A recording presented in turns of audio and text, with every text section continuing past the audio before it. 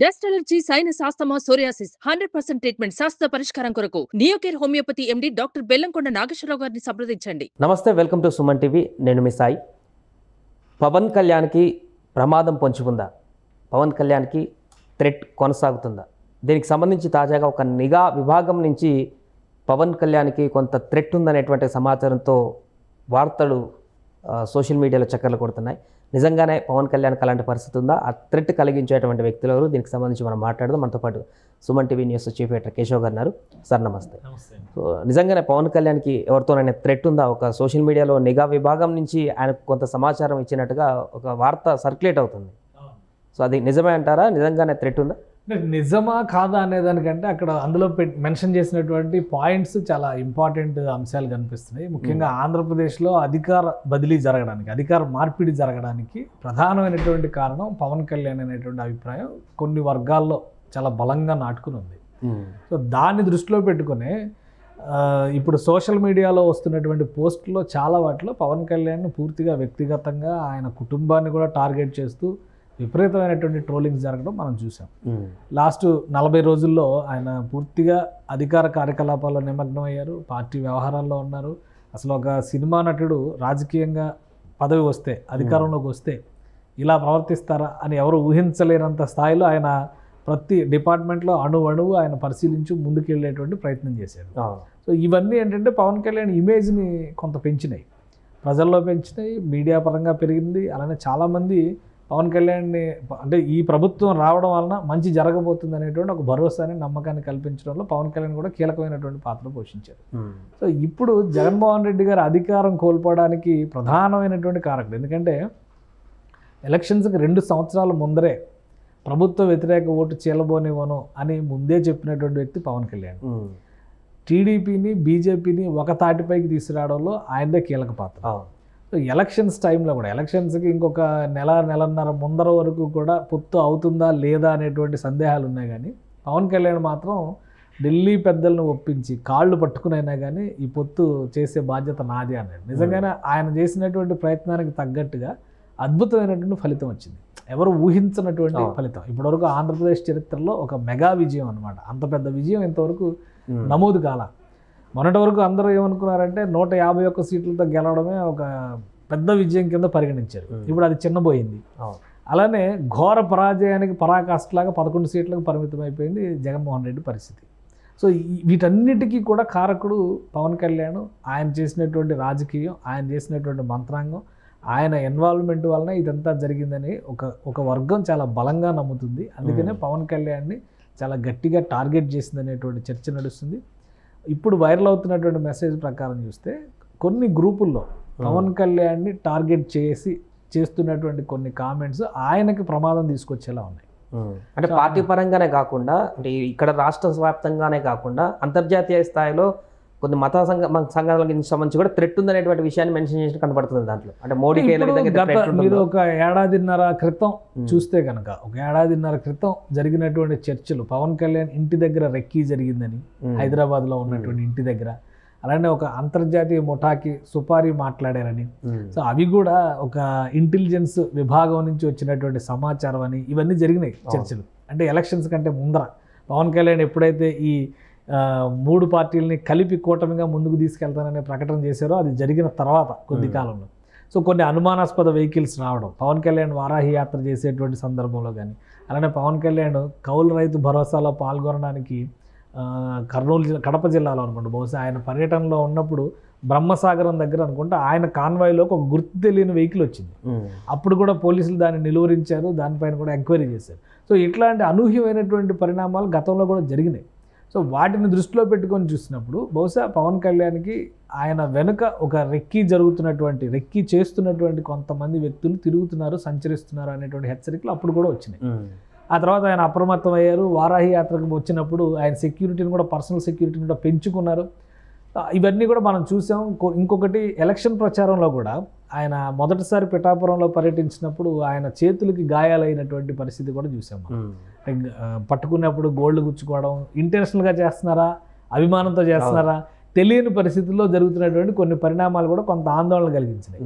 So ఇటువంటి వాతావరణం ఉంది కాబట్టి ఇప్పుడు గెలుపు తర్వాత అసలు ఓటమికి ముఖ్యమైన పరాభవానికి కారకుడు పవన్ కళ్యాణ్ అనేటువంటి అభిప్రాయం ఉండటం వల్ల చాలామంది కొన్ని గ్రూప్స్లో ఇలాంటివి డిస్కస్ చేస్తున్నారు. పవన్ కళ్యాణ్ని ఆయన ఏదో ఇబ్బంది పెట్టాలి, ఆయన ఏదో తప్పించాలి, ఆయన లేకుండా చేయాలనేటువంటి చర్చలు కూడా జరుగుతున్నట్టుగా అవి కొన్ని ఇంటెలిజెన్స్ గ్రూప్స్ ట్రేస్ చేసినాయి.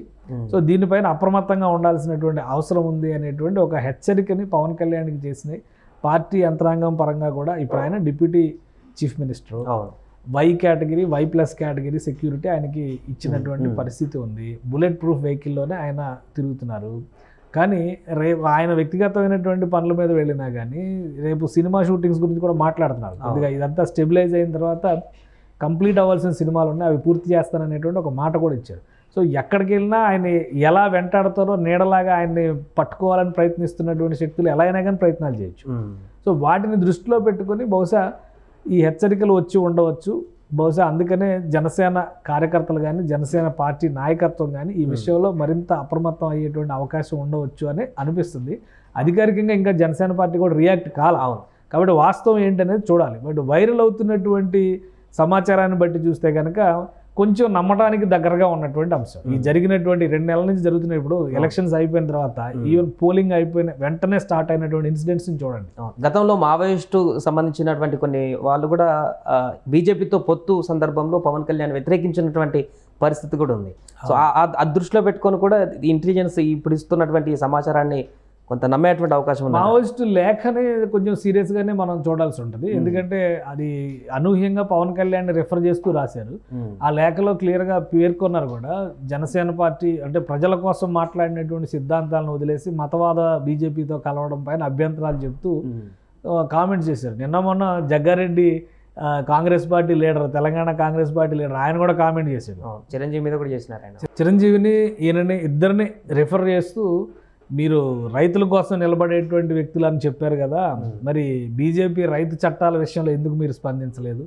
ఇప్పుడు కూడా బీజేపీ వ్యవహరిస్తున్నటువంటి విధానాలపైన మీరు ఎందుకు వ్యతిరేకించడం లేదని ఒక ప్రశ్న లేవనెత్తారు. సో సహజంగా ఎవరి ఐడియాలజీకి తగ్గట్టుగా, ఎవరి సిద్ధాంతాలకు తగ్గట్టుగా వాళ్ళు రాజకీయ మార్గాలని ఎంచుకుంటారు. పవన్ కళ్యాణ్ లెఫ్ట్ పార్టీస్తో కలిసి వెళ్ళినప్పుడు ఎవరో ప్రశ్నించలేదుగా. అవును, ఒకవేళ తప్పుంటే మరి లెఫ్ట్ పార్టీస్ కూడా అవుట్డేటెడ్ ఫిలాసఫీ అని చెప్పిన బెంగాల్ లాంటి చోట్లే ఇప్పుడు ఒక ఎమ్మెల్యేని గెలిపించుకోలేని స్థితిలో కమ్యూనిస్టులు ఉన్నారు కదా. అలాంటప్పుడు కమ్యూనిస్టులతో ఎలా పొత్తు పెట్టుకుంటామని 2019లో అడిగి ఉండాలి కదా. సో ఒకటి వాళ్ళ రాజకీయ పార్టీల సిద్ధాంతాలను బట్టి, భావజాలాలను బట్టి ముందుకెళ్ళేటువంటి ప్రయత్నం చేస్తారు. ఇప్పుడు దేశంలో 2 భావజాలాలు నడుస్తున్నాయి. ఒకటి పాత కాంగ్రెస్ విధానాలతో కూడినటువంటి భావజాలం, రెండోది బీజేపీ తీసుకొచ్చినటువంటి అది మతవాదం కావచ్చు లేదా జాతీయవాదంతో కావచ్చు. సో ఈ రెండింటితో కలిసినటువంటి సిద్ధాంత వైరుధ్యాలపైనే ఒక యుద్ధం నడుస్తుంది దేశంలో, రాజకీయ యుద్ధం. ఆ క్రమంలో ఎవరు ఎటువైపు నిలబడతారనేది వాళ్ళ ఇష్టం. ప్రజాస్వామ్య దేశం కదా. ఈ మిగతా విషయాలు వచ్చేసరికి ప్రజాస్వామ్యం గురించి మాట్లాడి వాళ్ళ ఇష్టానికి వాళ్ళు నిలబడితే నువ్వు అలా నిలబడకూడదు, ఇలాగే నిలబడాలని నువ్వు చెప్పడానికి నువ్వెవరు? ప్రజాస్వామ్యంలో వాళ్ళ చాయిస్ వాళ్ళది. అందుకనే చిరంజీవి గారు కానీ పవన్ కళ్యాణ్ గారు కానీ వాళ్ళ నిర్ణయాలు తీసుకున్నారు. ఆ నిర్ణయాలకు కట్టుబడి ప్రజల్లోకి వెళ్ళారు. ప్రజలు వాళ్ళని నమ్మారు. గత ఎన్నికలో నమ్మకపోయి ఉండొచ్చు, ఈ ఎన్నికలో నమ్మారు కదా. అందుకే కదా 100% రిజల్ట్ వచ్చింది పవన్ కళ్యాణ్కి.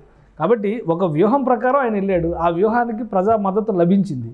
సో ఇప్పుడు ఒకవేళ నక్సలైట్లు చెప్పినటువంటి వాదనే నిజమైన వాదన, బలమైన వాదన అనుకుంటే నక్సలైట్లు చెప్పిన విధానాలు ఎక్కడైనా అమలవట్లేదుగా.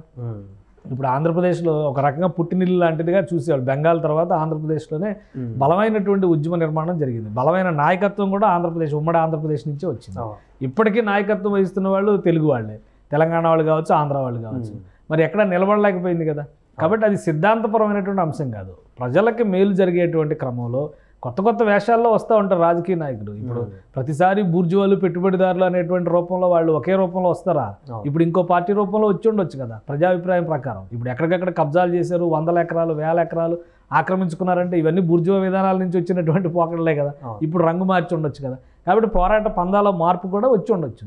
జనసేన పందాన్ని అందుకనే జనం అంగీకరించి ఉండొచ్చు.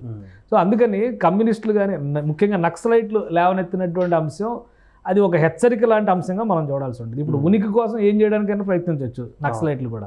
సో అంటే మావోయిస్టులు వాళ్ళ పరిస్థితులను బట్టి వాళ్ళ నిర్ణయాలు వాళ్ళకు ఉంటాయి. కానీ ఇక్కడ జరుగుతుంది ఏంటంటే సోషల్ మీడియాలో బహిరంగ వేదికలపైన వాళ్ళకు వాళ్ళు ఒక ఇంటిగ్రల్ గ్రూప్స్ పెట్టుకొని ఇంటర్నల్గా వాళ్ళు మాట్లాడుకుంటున్నటువంటి విషయాల్లో ఈ విషయానికి ఇతనే అడ్డు వేశాడు, ఈ విషయానికి ఇతనే అడ్డుకట్టగా నిలబడ్డాడు, ఇతన్ని తప్పిస్తే ఎలా ఉంటుంది, ఇతన్ని తప్పించాలంటే ఏం చేయాలి, ఇలాంటి చర్చలు జరిగినట్టుగా ఆ సోషల్ మీడియా గ్రూప్స్లో డిస్కషన్స్ జరిగినట్టుగా దృష్టికి వచ్చిందని అంటున్నారు.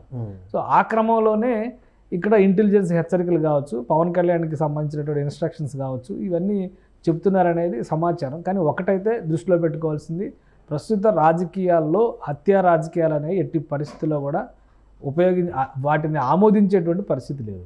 రాజకీయ పార్టీలే ఇప్పుడు చాలా వరకు రాజకీయ పార్టీలు గతంలో మనం చూసాం, ఎమ్మెల్యేలని, మంత్రుల్ని, నక్సలైట్లు కావచ్చు, ఇంకొకరు కావచ్చు నడిపినటువంటి, ఇప్పుడు సిద్ధాంతపరమైనటువంటి వైరుధ్యాలపైన పోరాటం జరుగుతుంది కానీ మనుషుల్ని చంపుకునేటువంటి హత్యా రాజకీయాలు జరగట్లా.